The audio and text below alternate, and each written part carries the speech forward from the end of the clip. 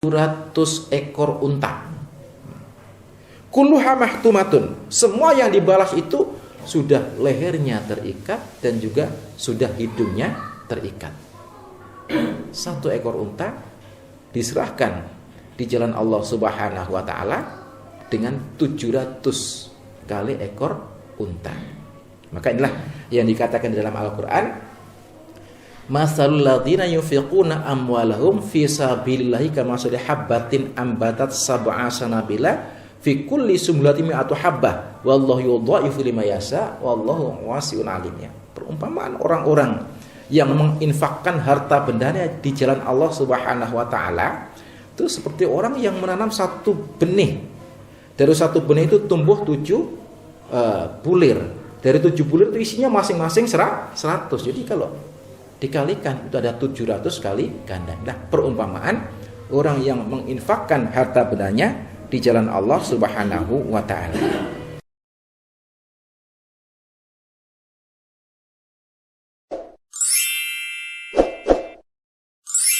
Komprehensif, jadi bukan secara parsial, jadi secara komprehensif. Kita pahami lakum dinukum waliyatin, kita pahami lana a'maluna walakum a'malukum, dan kita pahami pula bahwa orang-orang Islam ini bersaudara. Kita pahami pula bahwa orang-orang kafir itu juga punya hak terhadap kekafiran mereka, karena itu nanti akan dibalas oleh Allah sendiri dalam kekafiran mereka selagi mereka tidak memerangi kita, tidak mengusir kita, tidak mengusik akidah dan agama kita. Kecuali kalau mereka sudah mengusik, maka fa in qatalukum faqtuluhum kadzalika jazaul kafirin. Ketika mereka memerangi kamu, perangi mereka. Itulah balasan bagi orang-orang yang kafir. Nah, ma'asyiral muslimin yang dirahmati Allah, di dalam bahasan kemarin saya masih melanjutkan, yaitu tentang fadilah-fadilah bagi orang yang berjihad fi sabilillah. Wa qala alaihi salatu wassalam, man roma bisahmin fi sabilillah kana lahu ka'adli muharririn. Ya.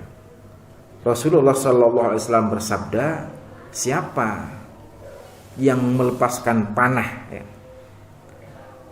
karena berperang di jalan Allah, maka dia itu mempunyai pahala ka'adli muharririn, seperti orang yang memerdekakan budak. Ya. Ini bisahmin, 1 panah. Ya. Seperti orang yang memerdekakan budak. Kalau sekarang kita pahami jangan panah sekarang ya. Memahami hadis ini harus disesuaikan dengan situasi kemajuan bangsa dan negara. Kalau sekarang kita panah jangkauannya cuma dekat, tapi kalau pistol itu akan lebih panjang, ya. Akan lebih panjang. Jadi bisa diartikan siapa yang berperang bawa pistol, bawa bedil, satu saja peluru yang ditembakkan dan nyasar ataupun tidak nyasar, karena nggak diterangkan di sini ya. Itu pahalanya seperti pahala orang yang memerdekakan budak. Tapi nanti kalau berperang, jangan sekarang murah nembaki kancane, mana kancane. Ya, ini ya. Wa qala sallallahu alaihi wasallam, dan Rasulullah sallallahu alaihi wasallam bersabda, man ihtabasa farasan fi sabilillah imanan lillah wa tasdiqan bi wa'dihi, dan barang siapa yang memelihara ataupun mengikat 1 kuda untuk berperang di jalan Allah Subhanahu wa taala. Jaran itu memang khusus ya, disiapkan untuk berperang di jalan Allah sehingga dipelihara kesehatannya, dipelihara ya kekuatannya. Jadi macam-macam dipelihara betul.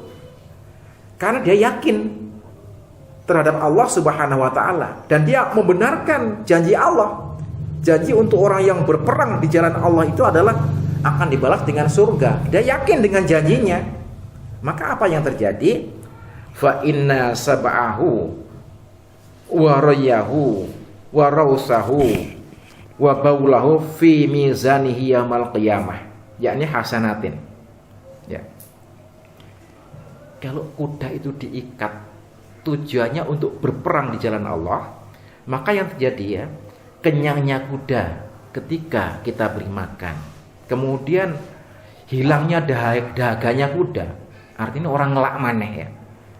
Kemudian kotoran kuda, kemudian bau daripada kotoran kuda, itu kalau ditimbang sama dengan kebaikan-kebaikan yang nanti bisa menolong hamba Allah di hari kiamat, yang memang memelihara kuda untuk berperang. Loh, biarpun nanti akhir zaman ya, ini jangan kita itu menghayal bahwa nanti itu yang bisa untuk berperang hanya kendaraan-kendaraan modern, misalnya tank ya, misalnya ya alat tempur-tempur yang lain. Enggak. Nanti ketika sudah orang yang beriman itu ada di pegunungan, kuda ya, yang sudah dicontohkan oleh Rasulullah, kuda yang telah disunahkan oleh Rasulullah ya. Kan kita kalau punya anak disuruh ngajari 3 perkara. 1 berkuda, 2 memanah, 3 berenang. Karena itu adalah sesuatu yang nanti akan dihadapi nanti itu. Bukan sekarang. Kenapa Rasulullah mengatakan berenang? Karena yang nyuruh Allah. Ya. Yang bicara, yang menyuruh pembicaraan Rasulullah ya, itu adalah Allah. Kalau Rasulullah sendiri gak mungkin mau mengatakan suruh ngajari anak berenang. Lalu di Arab berenang dia ini. Wong ndek kono iku watu tok kaya ngono iku ya. Nah, karena ini ucapan dia adalah ucapan yang dituntun oleh Allah Subhanahu wa taala. Dan ini memang betul-betul akan terjadi. Nah, itulah ya. Nah, maka sekarang ini ya, sebelum datang suatu kejadian kayak itu, kalau memang perangnya di darat yang perlu kita andalkan ya tank ya apa itu ya perlu kita kita persiapkan ya. Itu kalau tentara. Kalau kita siap tank nanti dikatakan mau membelot daripada NKRI nanti itu ya. Ya itu tentara itu ya. Kalau kita diperlukan ya nanti perang bersama-sama. Ma'asyiral muslimin yang dirahmati Allah, saya sampaikan bab ini karena bab jihad ya. Kenapa? Ini adalah di dalam Al-Qur'an. Jangan dikatakan jihad sudah enggak ada, jihad sudah enggak boleh ya. Ini perintah daripada Al-Qur'an. Wali nafaqati fi sabilillah wa i'anatil uzati fadlun wa sa'abun azimun ya. Dan bagi orang-orang yang memberi nafkah, bagi orang-orang yang berperang di jalan Allah, kemudian membantu orang-orang yang berperang, itu mempunyai pahala keutamaan yang sangat besar ya. Orang yang enggak berperang, kemudian dia membantu orang yang berperang, membiayai orang yang berperang, maka itu pun punya pahala yang sangat besar. Qala Rasulullah sallallahu alaihi wasallam, "Man jahaza ghazian faqad ghaza." Siapa yang memberikan nafkah, ngekei bekal, ngekei sangu kepada orang-orang yang berperang, maka dia itu sama dengan pahala orang yang berperang. Sama orang yang memberi makan orang berpuasa sama dengan pahalanya orang yang berpuasa tanpa kurang sedikit pun ya. Wa man khalafa ghazian fi ahli bi khairin faqad ghaza. Bukan itu saja.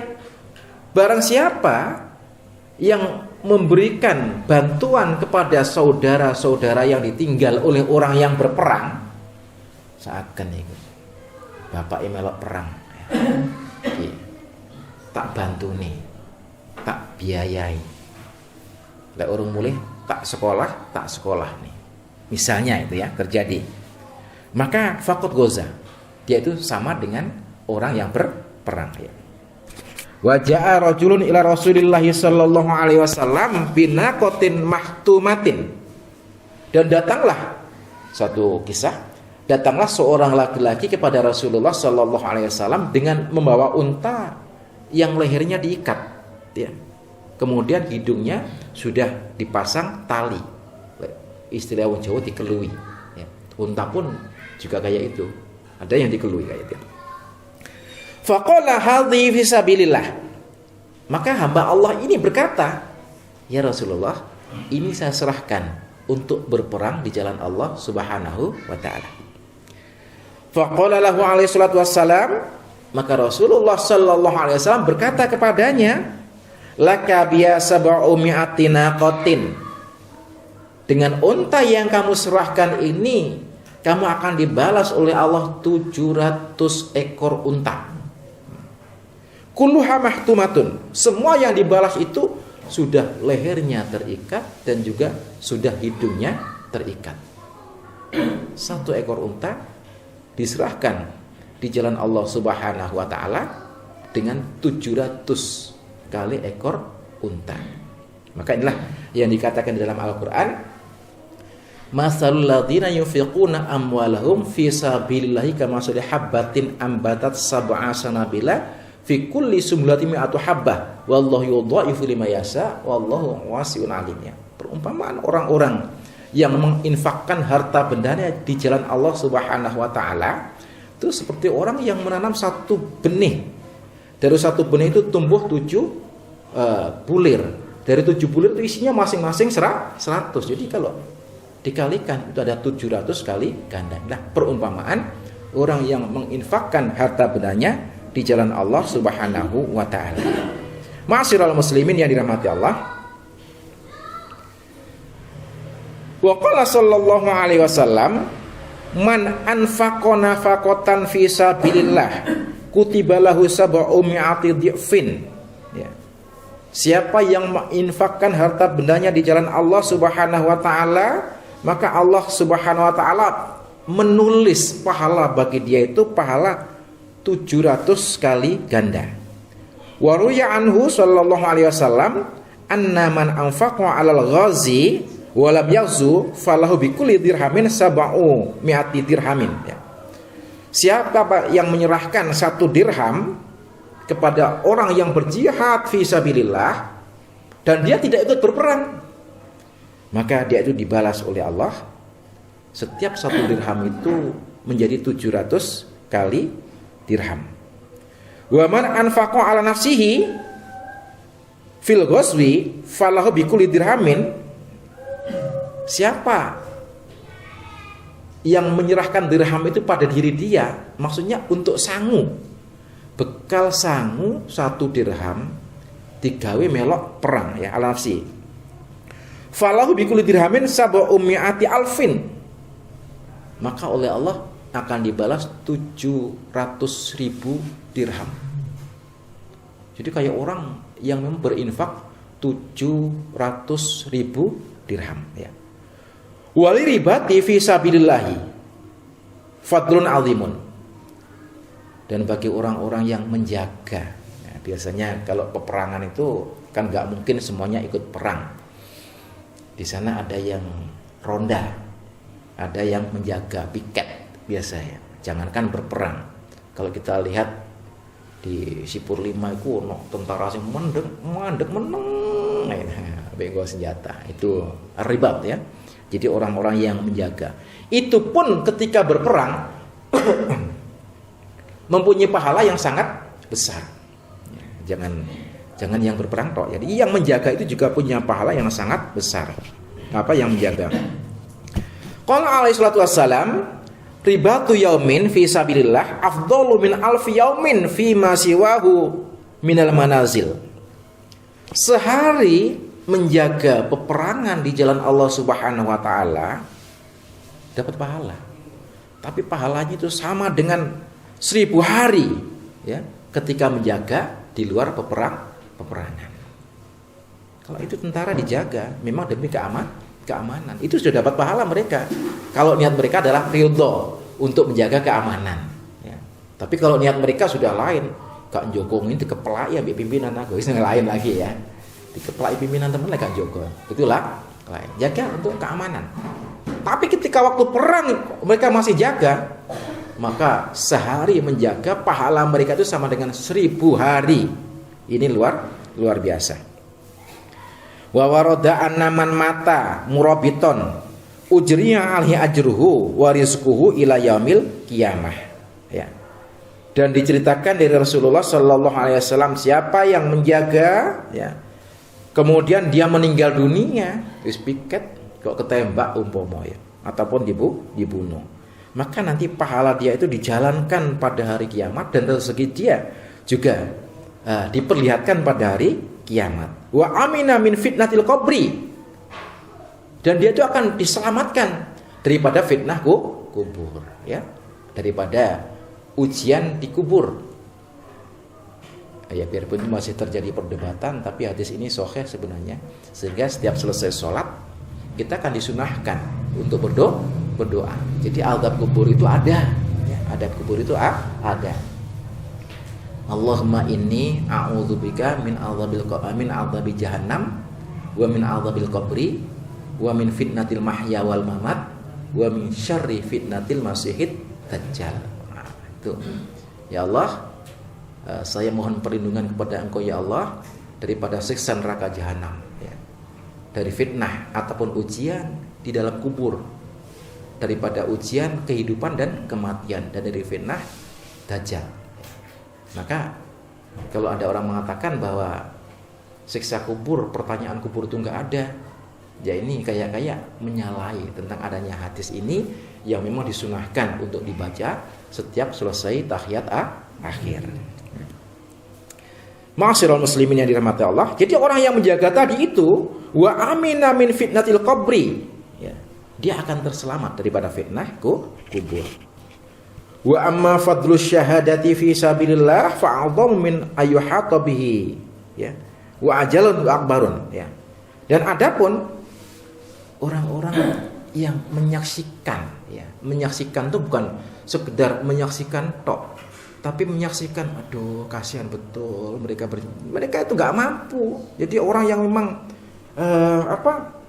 tidak punya kemampuan untuk ikut berperang, ya karena cacat, ya, ataupun karena sudah tua renta, ataupun tenaganya lemah seperti perempuan, coba menyaksikan, maka dia ini, ya, fisabilillah fa'adhamu min ayyuhata bihi wa ajalun wa akbarun. Ini juga akan diberikan suatu pahala seperti orang-orang yang memang menjaganya. Pahalanya sama orang-orang yang menjaganya. Bahkan pahala itu katanya wa ajalun wa akbarun.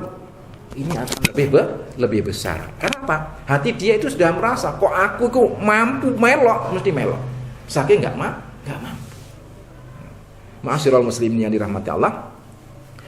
Qala Allah Ta'ala, Allah Subhanahu wa taala berfirman, wala tahsabanna alladzina qutilu fi sabilillahi amwata bal ahya'un 'inda rabbihim yurzaqun, ya. Jangan kamu mengira bahwa orang-orang yang terbunuh di jalan Allah itu mereka mati, akan tapi mereka itu hidup di sisi Tuhan mereka, dan mereka itu diberi rezeki.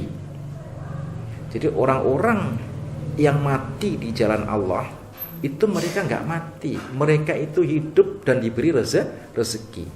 Tapi kehidupan mereka itu adalah bukan kehidupan nampak kayak kita itu, ya. Kehidupan mereka adalah kehidupan hakiki di alam yang manusia kayak ini nggak tahu. Sehingga nggak boleh dibayang-bayangkan, mohon maaf ya, kayak Pak Quraisy membayangkan Rasulullah itu masih hidup, ya, karena Rasulullah mati. Cuma kehidupan mereka itu karena masuk dalam kategori syahid, ya, mereka itu kehidupan di alam yang memang tidak diketahui oleh kita, dan kita nggak boleh meraba-raba. Wah, gila ini pas tola al badru alaina, dikai kembang, dikai menyan, dikai minyak wangi, Rasulullah ini mesti ono di ngarep iki mesti, ya. Gak boleh membayangkan kayak itu. Dan ini malah jadi kepercayaan kayak ini. Jadi kepercayaan. Wong tibaan kalau sudah tola al badru alaina min saniyatil wada, berdiri semuanya. Engko ono sing ngekeki lenga wangi, ono sing ngubeng, ya ono sing dupa ratus, ono sing garu, ono sing cendana, kan itu kan, ya. Mereka yakin di saat itulah Rasulullah ada di hadapan mereka. Na'udzubillah min dzalik. Ini adalah satu pemahaman keyakinan yang memang sesat. Namanya Umar saja ketika Rasulullah sallallahu alaihi wasallam wafat, ya. Sebenarnya Umar menangis sebenarnya, ya. Itulah dikatakan Umar itu kan orang paling gagah. Dia itu menangis. Tapi Abu Bakar justru yang meluruskan, ya. Kalau kamu menyembah Rasulullah, Rasulullah sekarang sudah mati. Kalau kamu menyembah Allah, dialah zat yang maha hidup. Itu jelas para sahabat kayak itu. Rasulullah sudah mati. Nah, orang-orang sekarang lain pahamannya ya. Jadi kita boleh mengatakan Rasul termasuk orang yang ahli jihad di jalan Allah. Cuma yang perlu kita ketahui, Rasulullah juga tidak mati karena jihad fisabilillah. Oleh karena itu kemarin ditanyakan, nggak ada sih cerita Rasulullah itu membunuh orang ya. Kan nggak ada ya. Kemarin dikatakan kan dia sebagai seorang yang mengatur strategi, itu yang jelas di sana ya. Ma'asyiral muslimin yang dirahmati Allah. Ya, saya teruskan. Farihina bima atahumullah min fadli. Di samping mereka itu hidup di jalan hidup di sisi Allah Subhanahu wa taala dan diberi rezeki, mereka merasa berbangga, mereka merasa gembira terhadap karunia yang diberikan oleh Allah Subhanahu wa taala ya. Wa qala ta'ala, dan Allah Subhanahu wa taala berfirman, walladzina qutilu fi sabilillahi fala yudilla a'malahum. Dan orang-orang yang mati terbunuh di jalan Allah Subhanahu wa taala, maka pahala amal-amal mereka itu tidak sesat, tidak kemana-mana, utuh diberikan oleh Allah Subhanahu wa taala. Sayahdihim ya. Allah memberikan petunjuk kepada mereka, wa yuslihu balahum, dan Allah akan membaikkan hati dan perasaan mereka. Jadi sayahdihim, Allah memberi petunjuk kepada mereka, Allah menangkan, membaikkan hati dan perasaan mereka. Saya kalau melihat orang-orang yang mati di jalan Allah ya, hampir semua itu tersenyum. Kayak nggak ada orang yang cemberut, itu nggak ada. Saya lihat foto-fotonya itu, Masya Allah, luar biasa. Tersenyum mereka. Karena apa? Di saat mereka mati di jalan Allah, justru nggak mati kayak orang ditembak biasa, kayak dicokot merutu, ya, merutu, cekit, wis. Nah, itu digambarkan oleh Rasulullah Shallallahu Alaihi Wasallam. Kelihatannya ditembak dewar. Orang yang melihat, wah, mati keloro banget. Tapi mereka merasakan koyok dicokot merutu, cekit. Nah, itu tak. Ma'asyiral muslimin yang dirahmati Allah. Wa yudkhiluhumul jannata 'arrafaha lahum. Dan mereka itu bukan saja diberi petunjuk, kemudian pahalanya dikumpulkan sempurna, hati mereka ditenangkan oleh Allah, bahkan mereka akan dimasukkan ke dalam surga Allah Subhanahu wa taala. 'Arrafaha lahum. Yang surga itu ketika dia mati sudah diperlihatkan oleh Allah Subhanahu wa taala. Jadi diperlihatkan oleh Allah. Mati sudah melihat surga. Jadi perasaan sakit cuma cekit, kemudian surga sudah diperlihatkan. Alangkah bahagianya, alangkah bangganya mereka itu. Ma'asyiral muslimin yang dirahmati Allah. Nah, satu hadis lagi saya bacakan ya. Inna lisyahidi indallahi sab'u hisalin. Ya. Sungguhnya orang-orang yang mati syahid di sisi Allah itu mempunyai 7 perkara. Ya. Yang pertama, ayyafirolahu fi awwali daf'atin min damihi. Ketika darahnya itu mengalir ataupun menetes, Allah sudah mengampunkan seluruh dosanya. Ya. Yang kedua, wa yara maq'aduhu minal jannah. Dia diperlihatkan bahwa tempat mereka itu di dalam surga. Wa yuhalla hilyatal iman. Kemudian dia itu pakainya orang-orang yang beriman. Kalau ingin tahu pakaiannya orang yang beriman, baca surah Ar-Rahman. Ya, di sana ada pakaian-pakaian orang yang beriman ya. Wa yujaru min adzabil qabri, dan diselamatkan daripada siksa kubur. Istilahnya malaikat mungkar nakir sudah gak utek-utek, ikut dudu urusanku ya. Jadi orang yang mati syahid itu sudah langsung urusannya Allah Subhanahu wa taala. Wa ya'manu minal fasail akbar. Nanti ketika dibangkitkan, itu ada suara yang menggelegar, yaumul ba'ats ya. Menggelegar. Jadi ada nanti itu suara itu akan terdengar ketika kiamatul kubro ya, fasaul akbar, dan akan terdengar lagi ketika yaumul ba'ats. Kabeh podo kaget. Orang-orang yang mati syahid itu nggak akan pernah kaget ya. Wa yudha'u 'ala ra'sihi tajul waqari al-yaqutatu ya. Dan diletakkan di atas mereka itu mahkota keluhuran ya, yang terbuat daripada yakut ya.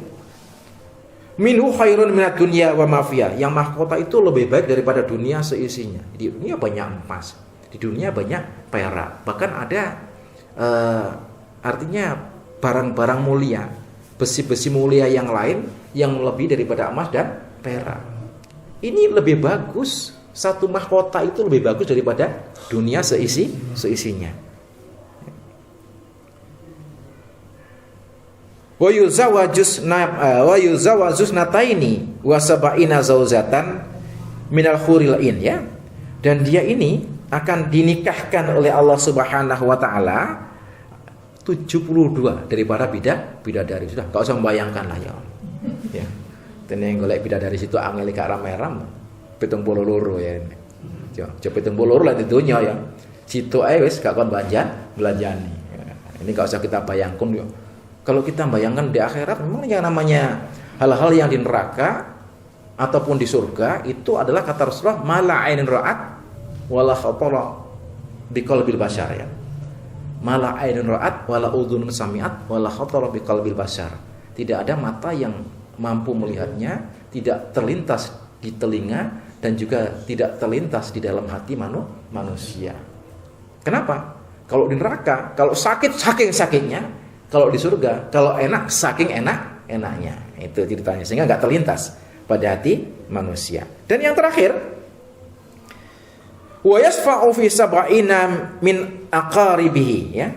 Dan dia itu bisa memberikan syafaat untuk 70 keluarganya. Ya, syafaat. Ini hadis Rasulullah ya. Hadis Rasulullah bagi orang yang mati syahid. Ya, artinya begini, ketika keluarga itu tidak mati dalam keadaan kafir, artinya masih mudah untuk ditolong oleh saudara-saudaranya yang mati dalam keadaan syahid. Kenapa kok mereka itu dapat bagian syafaat?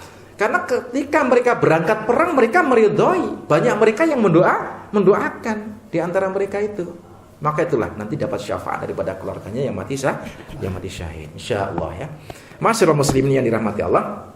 Jadi saking besarnya lah pahala daripada orang yang berjihad fi sabilillah ya. Maka banyak orang yang berebut ketika ada kesempatan bagaimana untuk berjihad di jalan Allah Subhanahu wa taala. Dan kesempatan ini belum ada pada diri kita ya. Kita enggak tahu lah kapan nanti dapat giliran untuk berjihad fi sabilillah. Jihad berdasarkan Quran dan berdasarkan sunnah, bukan jihad ngawur. Oke. Masyaallah muslim, barangkali ini yang dapat saya sampaikan dulu sementara. Nah, kalau ada sesuatu yang perlu kita bicarakan ya, monggo. Iya, moga-moga. Berkaitan dengan jihad, apakah jihad itu harus berperang? Iya.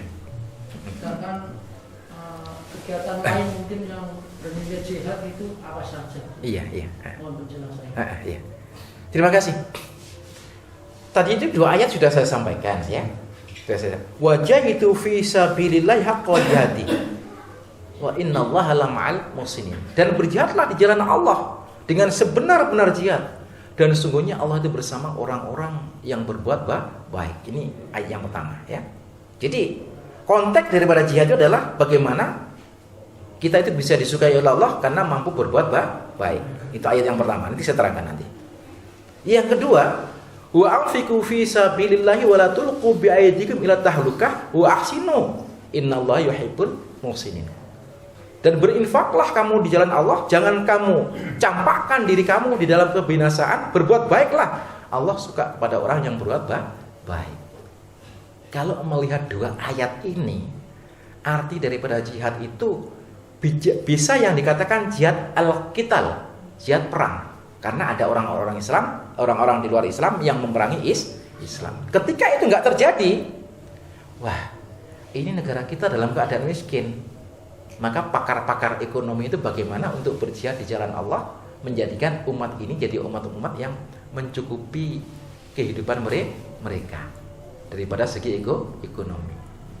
Ketika ada hamba-hamba Allah, orang Islam kok banyak yang nggak tahu politik. Ada orang, yes, ini kita buka aja kalau begini. Satu perguruan yang khusus mengajarkan politik, jurusan politik, semuanya biar biar nggak awam terhadap politik, itu dalam bentuk jihad. Ketika ada orang tani, parinya semua diserang hama, yang hama itu belum diketahui penyakitnya.